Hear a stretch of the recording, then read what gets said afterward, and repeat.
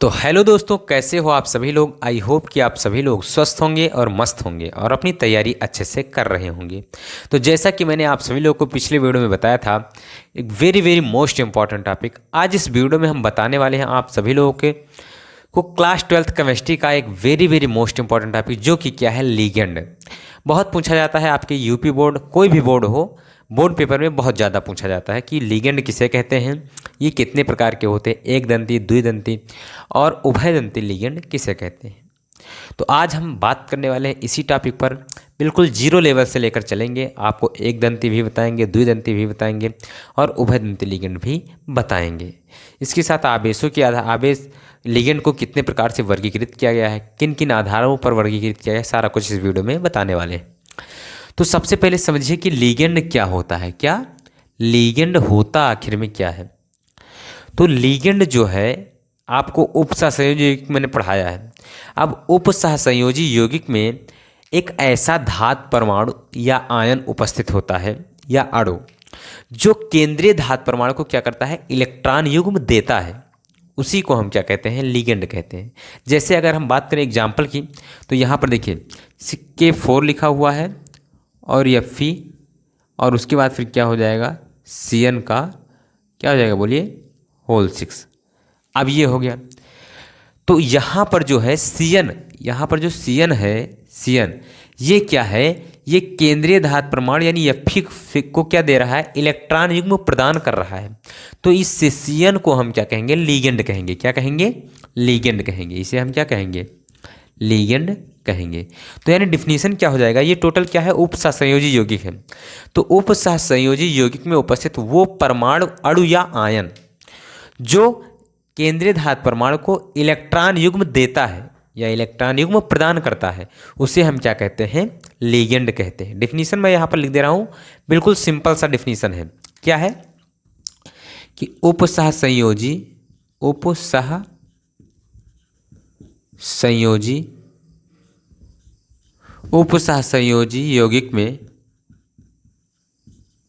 यौगिक में उपस्थित वह परमाणु, अणु या आयन जो क्या करता है, जो केंद्रीय धातु परमाणु को क्या करता है, जो केंद्रीय धातु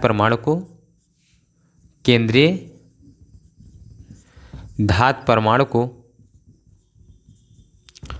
को इलेक्ट्रॉन युग्म प्रदान करता है, इलेक्ट्रॉन युग्म प्रदान करता है,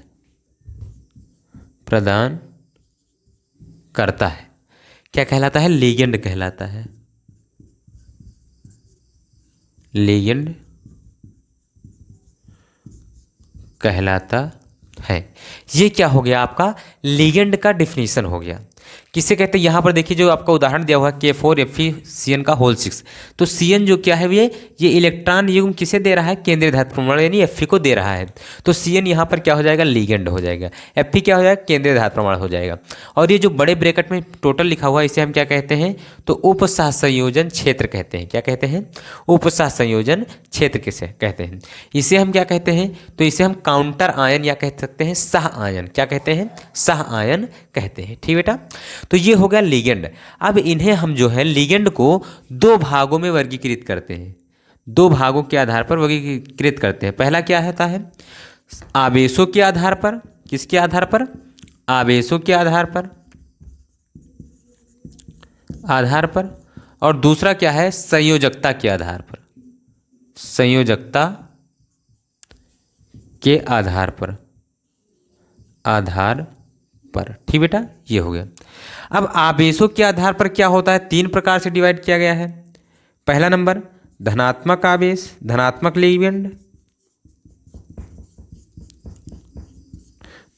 लिगेंड, दूसरा नंबर ऋणात्मक लिगेंड, तीसरा नंबर क्या है, तो आपका उदासीन लिगेंड। क्या है, उदासीन लिगेंड। अगर हम बात करें संयोजकता के आधार पर, तो संयोजकता के आधार पर बहुत सारे लिगेंड हैं, एक दंती, दो दंती, त्रिदंती, चतुर्थ दंती, पंचदंती, षठ दंती। लेकिन आपको तीन आपको तैयार करना है। पहला क्या है? एक दंतुर लिगेंड। दूसरा आपको याद करना है द्विदंतुर लिगेंड। और तीसरा क्या है आपका? उभयदंतुर लिगेंड। ये आपको तीन इसमें तैयार करना है। ये पूछा नहीं जाता है, बहुत कम पूछा जाता है, बता देता हूं। वे लिगेंड जिन पर धनात्मक आवेश होता है उन्हें हम क्या कहते हैं? धनात्मक लिगेंड कहते हैं। फिर से देखिए, वे लिगेंड जिन पर धनात्मक आवेश होता है उन्हें हम क्या कहते हैं? धनात्मक लिगेंड कहते हैं। जैसे उदाहरण पर हम बात करें तो क्या हो जाएगा? NH4+ हो जाएगा। ये क्या हो जाएगा? धनात्मक लिगेंड हो जाएगा। अगर हम बात करें ऋणात्मक लिगेंड, तो ऋणात्मक लिगेंड में आपका क्या आ जाएगा? बोलिए जरा। तो ऋणात्मक लिगेंड में आपका आ जाएगा वे लिगेंड जिनमें ऋणात्मक आवेश होता है उन्हें क्या कहते हैं? ऋणात्मक लिगेंड। जैसे हो गया Cl हो गया, Br- हो गया, आदि हो गया, ये सब क्या हो गया? ऋणात्मक लिगेंड। अगर हम बात करें उदासीन लिगेंड की, तो उदासीन लिगेंड जिस पर कोई चार्ज नहीं होता है, जैसे NH3 हो गया, H2O हो गया, ये सब क्या है? तो ये सब है क्या? उदासीन लिगेंड। तो इसकी डिफिनीशन आप लिख सकते हैं क्या? कि वे लिगेंड जिनमें धनात्मक आवेश होता है धनात्मक लिगेंड कहलाते हैं। वे लिगेंड जिनमें ऋणात्मक आवेश होता है उन्हें क्या कहते हैं? ऋणात्मक लिगेंड कहते हैं।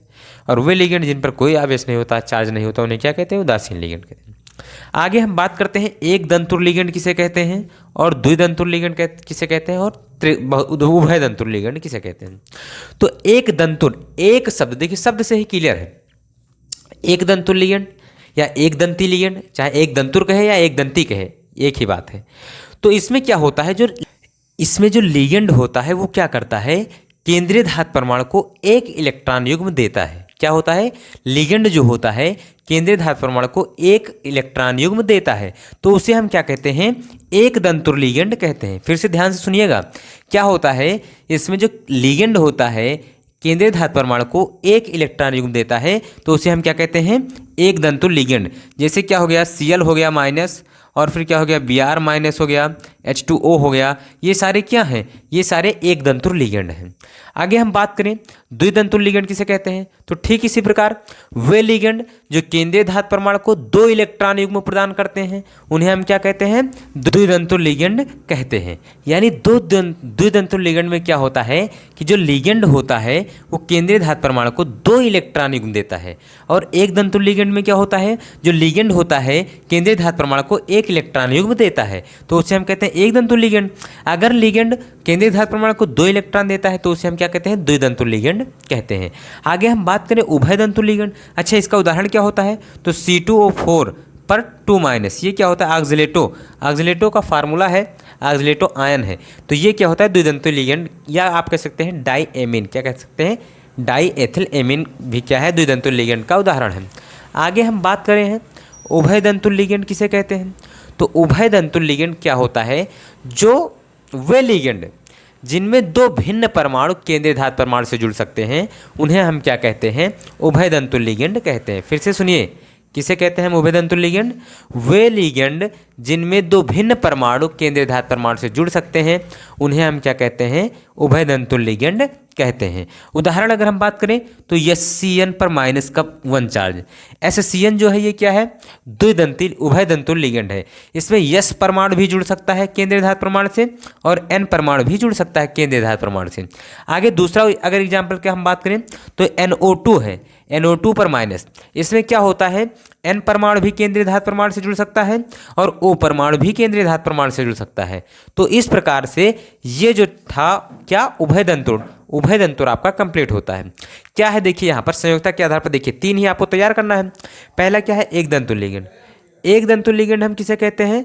तो वे लिगेंड जो केंद्रीय धातु परमाणु को एक इलेक्ट्रॉन युग्म देते हैं उन्हें हम क्या कहते हैं? एक दंती लिगेंड। दूसरा द्विदंती लिगेंड, वे लिगेंड जो केंद्रीय धातु परमाणु को दो इलेक्ट्रॉन युग्म देते हैं उन्हें हम क्या कहते हैं? द्विदंतुर लिगेंड कहते हैं। उदाहरण मैंने लिख दिया। आगे उभयदंतुर लिगेंड किसे कहते हैं? तो वे लिगेंड जिनमें दो भिन्न भिन्न परमाणु केंद्रीय धातु परमाणु से जुड़ सकते हैं उन्हें हम क्या कहते हैं? उभयदंतुर लिगेंड कहते हैं। तो इस प्रकार से जो आपका ये टॉपिक था क्लास 12th केमिस्ट्री का very most important topic, ligand किसे कहते हैं, लिगेंड के कितने प्रकार होते हैं, सारा कुछ मैंने इसी वीडियो में समझा दिया। तो अब हम मिलते हैं अगले वीडियो में मज़ेदार एवं धमाकेदार वीडियो के साथ। तब तक के लिए जय हिंद, love you, bye bye, take care.